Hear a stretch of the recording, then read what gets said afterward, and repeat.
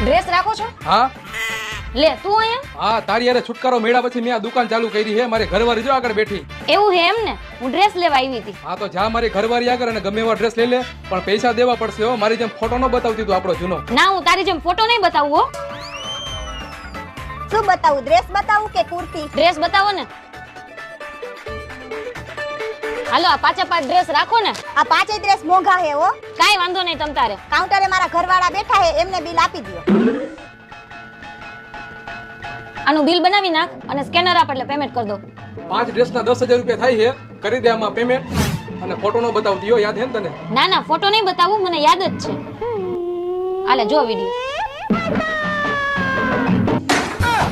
મને ખબર જ હતી તારી દગો તે પહેલાય કર્યો હતો ને અત્યારે કર્યો. આ તો થઈ ગયું ને પેમેન્ટ કે બતાવું આગળ વિડિયો? હા થઈ ગયું પેમેન્ટ.